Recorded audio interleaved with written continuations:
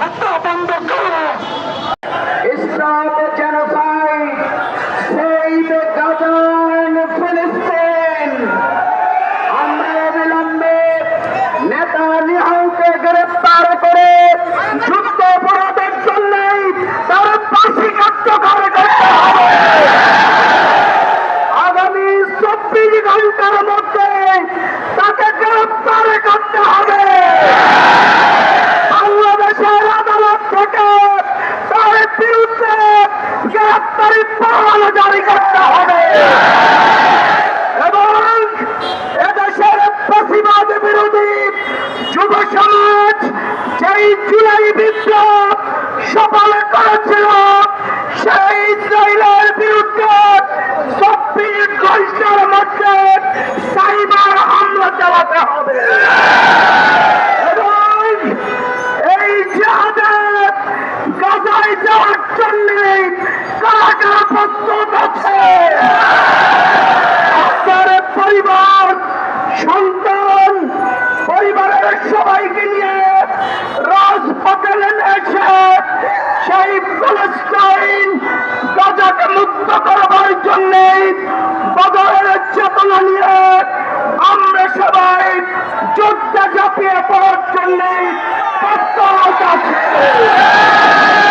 আমাদের এই লড়াই, আমাদের এই সংগ্রাম একজন ইমানদার মুমিন জীবিত থাকা অবস্থায় আমাদের এই সংগ্রাম চলবে।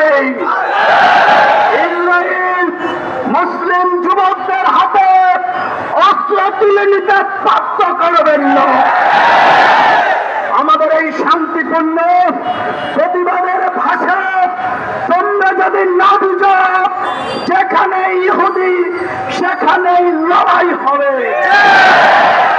আমি আজ আমেরিকা, ইউরোপ, গোটা পৃথিবীর অন্য ধর্মাবলম্বী যারা অন্যায়ের প্রতিবাদ করছেন, আমেরিকায় সবচেয়ে বড় প্রতিবাদ হয়েছে, বিশ্ববিদ্যালয়গুলোতে প্রতিবাদ হচ্ছে, অবিলম্বে এই শয়তান কুলাঙ্গারের কবর রচনা করতে হবে।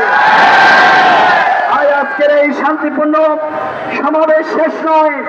গণহত্যা বন্ধ না হলে বাংলাদেশের 18 কোটি মুসলিম রাজপথে নেমে আসবে এবং আমরা ইসরায়েলকে আমাদের পতন কেবলা মুক্ত করবার জন্য যা যা করা দরকার আমরা তাই করতে বাধ্য হব।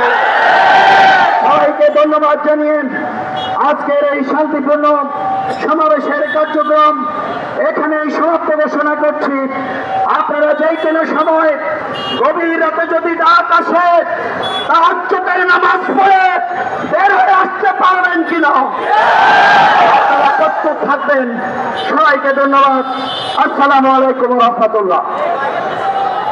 জনতা বাংলাদেশ জামাত ইসলামীর উদ্যোগে ইসরায়েলের গণহত্যার প্রতিবাদে ঢাকা মহানগরী উত্তর আয়োজিত আজকের এই বিশাল গণমিছিল, বিক্ষোভের মিছিল পরবর্তী সবাইকে অংশগ্রহণ করবার জন্য আমরা ঢাকা মহানগরীর পক্ষ থেকে আন্তরিক ধন্যবাদ জানাচ্ছি।